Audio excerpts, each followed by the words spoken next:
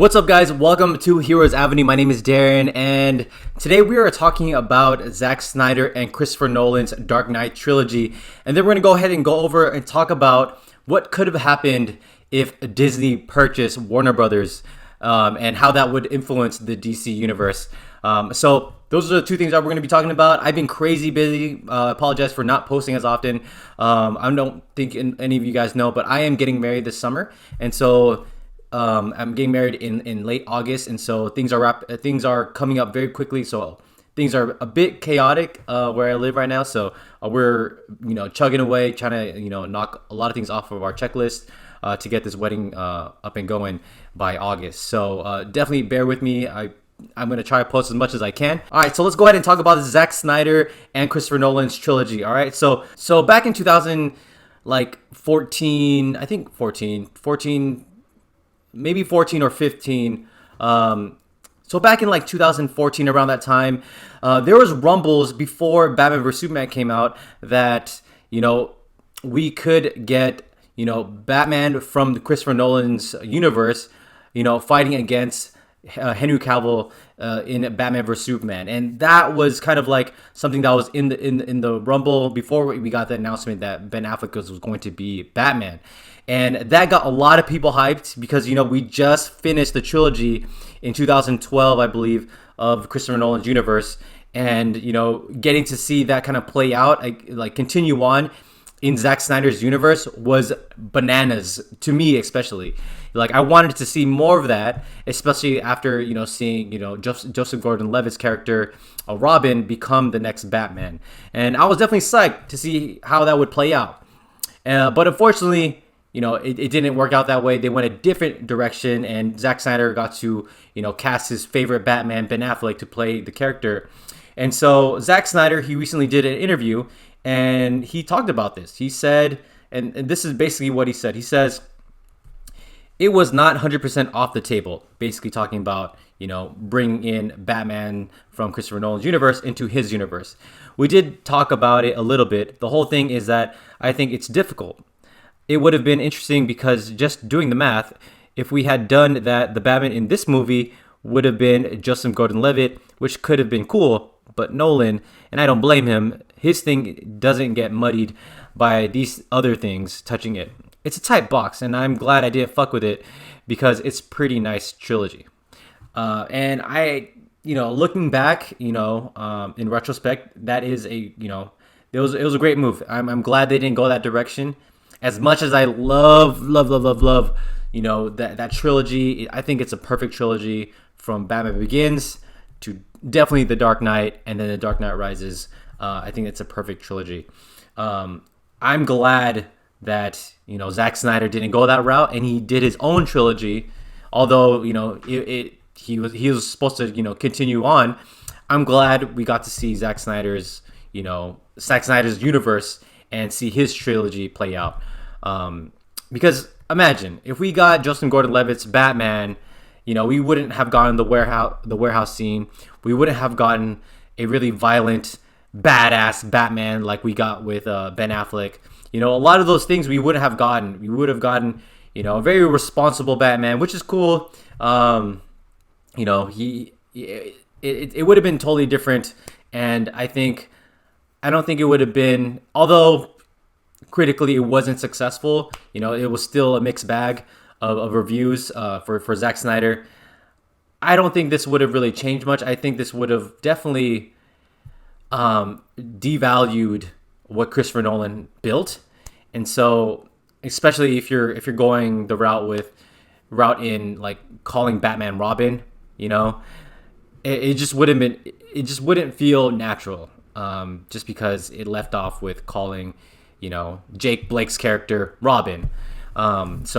It just wouldn't work out. I'm glad Zack Snyder did his own thing. I'm glad we got a badass, very deranged, gritty, violent Batman who is not afraid of using guns if the world is going to shit. I'm glad we have that Batman because, Christopher Nolan's Batman, he's totally 100% against guns. And so we got to see two different Batmans.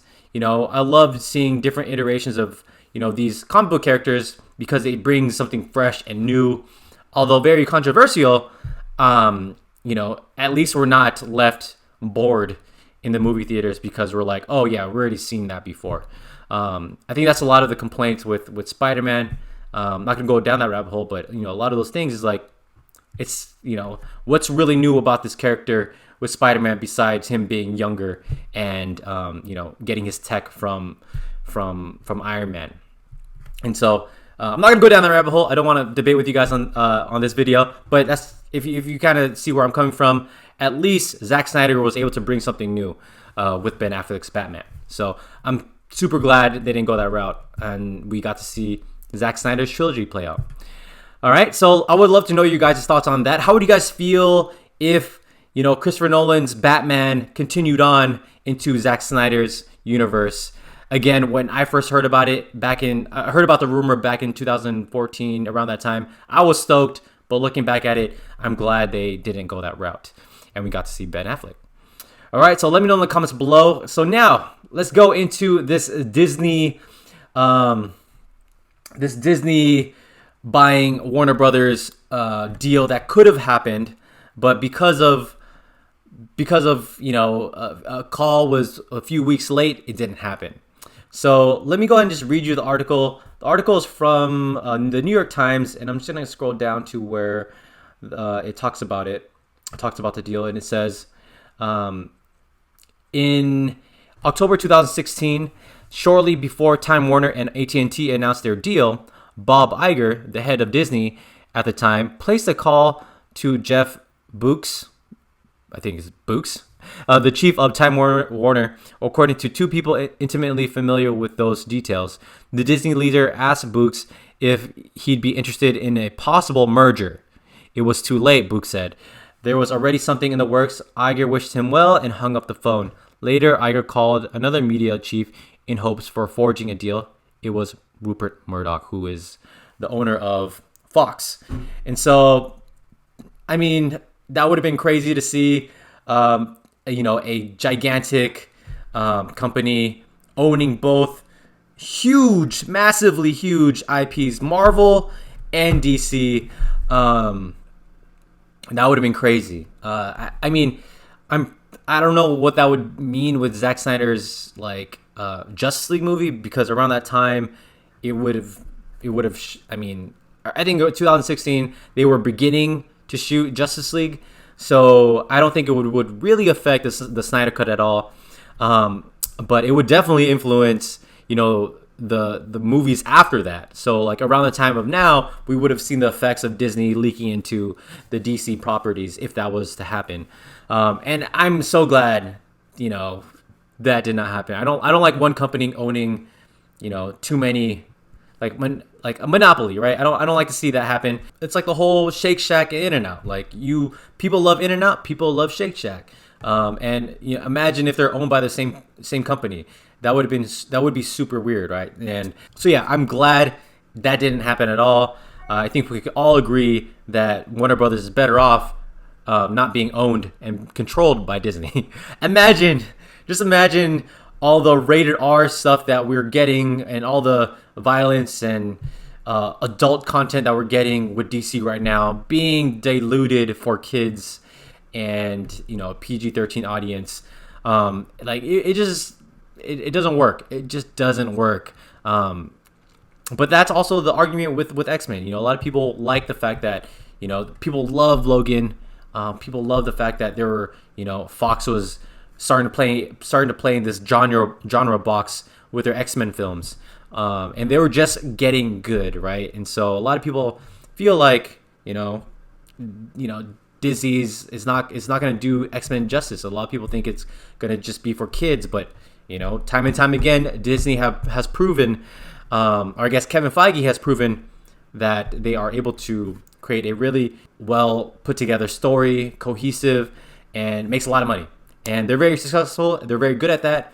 And all power to them. But I don't think their formula and the way they approach movies should touch DC. I feel like DC needs to find its own footing and be owned by someone else that wants to do something completely different from Marvel. And I feel like DC is definitely finding their footing I mean, they just got purchased, or Warner Brothers just got purchased by Discovery, and who knows what that's going to do with the DCEU moving forward, or if they're still calling DCEU, right? Yeah, I think we all agree. Again, Disney is better off just running Marvel and not touching DC at all. I think the fans would go nuts if that were to ever happen. I remember hearing that Marvel wanted to buy DC Comics. There were some rumors about that in like a couple years ago, but I don't think that ever happened. That whole idea of a Marvel, of like a comic book company owning another comic book company, is just so weird. I like my things separate, especially if they're two competitors, duking it out. Like it's better when we have these competitions, right? Because that really promotes and produces better movies. The fact that Marvel is competing against DC and DC's competing against Marvel, they're all trying to like one up each other. The competition like produces really great content, and we're seeing that right now. And that just ups the bar every time, and fans are the only ones that are enjoying it. So I like my shit separate. I like my Shake Shack. I like my In-N-Out. Also like Five Guys as well. But I gotta give love to McDonald's, the original. All right. So let me know what you guys think about this. How do you guys feel about Disney almost setting a deal with Warner Brothers? I'm sure it wouldn't have happened, but what are you guys' thoughts? Would you guys have liked it, or are you guys glad it didn't go down that path? Let me know in the comments below. Like this video, subscribe to our channel, and I'll see you guys again. Peace.